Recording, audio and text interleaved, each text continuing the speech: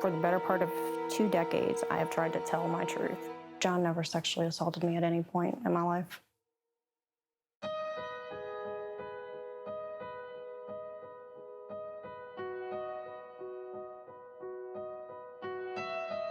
I told her that John had touched me in places that I didn't want him to.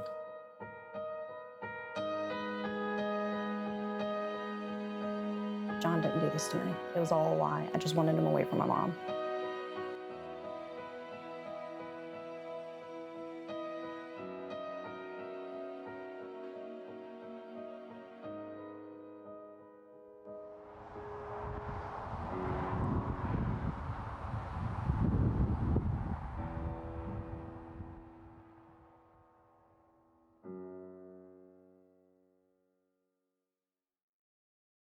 My name is Adrienne Alberts, and I am Alyssa's mother. John and I met in January of 1992. And then we moved to New Orleans, and John moved with us.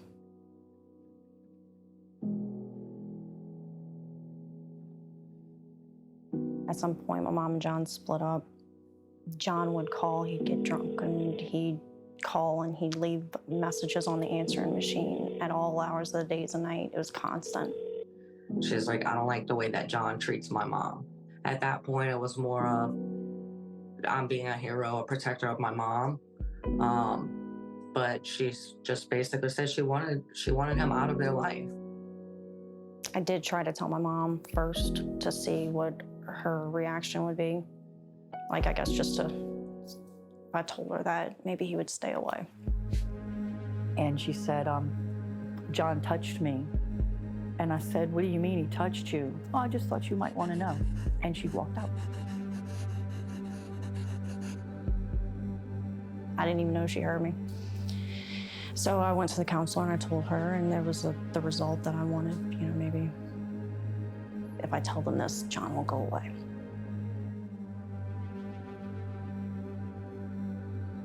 As I got older, the story became a little bit more elaborate because of things that I had seen on TV. I came home one day and I get a knock on the door and it's a detective. So when he starts talking, then you get this sick feeling like, oh my God, you know, I blew it. This really happened. And it wasn't until later, where there were so many inconsistencies in the story, that I started questioning. As far as any kind of other investigation, there was no investigation. She claimed it started at my mother's. They did not speak to my mother one time. She claimed it was happening at my dad's. They didn't speak to him or anyone who was in the house at the time. And every time I would argue, you know, then it would be, you're not cooperating, you're not cooperating.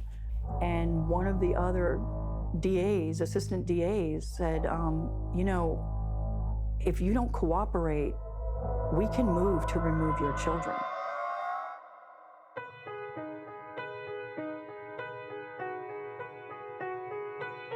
My sister, Janet, had died of cancer, and so they allowed him to come home for 3 days. And he came and stayed with me. I gave him a truck. I gave him $200 cash, and I gave him a credit card. If you want to go, it's all yours. You go and we'll figure it out later. He says, no, Mary. He says, I believe in the judicial system. They can't convict an innocent man. I didn't do this.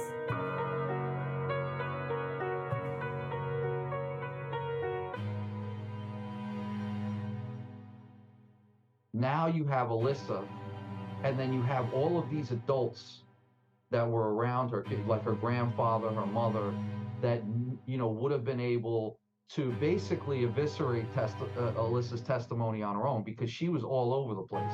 Her testimony was not credible.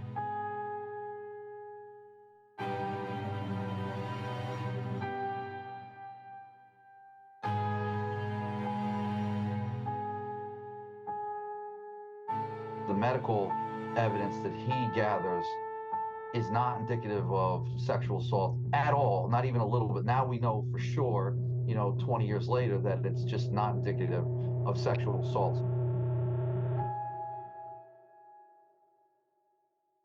And I told her, I said, I can't go through with this. I don't want to testify. I said, John didn't do this to me. It was all a lie. I just wanted him away from my mom.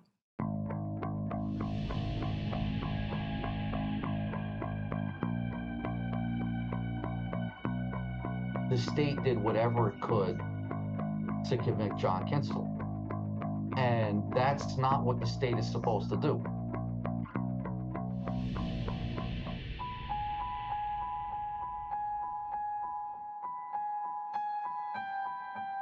I went to the reception area, asked to speak to him, and instead of me being called up, he came down. He asked me what I needed to talk to him about, and I told him that I needed to speak to him about recanting my testimony. And he said, I can arrest you for perjury.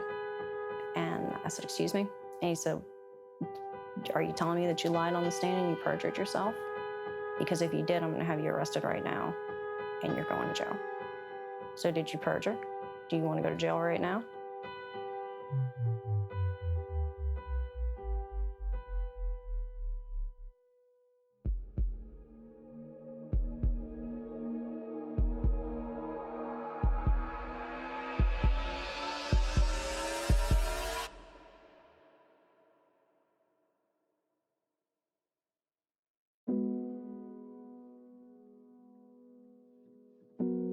I just want to support her. She really wants to help him. She's done everything that she can do, and they just keep slapping her in the face, basically, and shutting her down.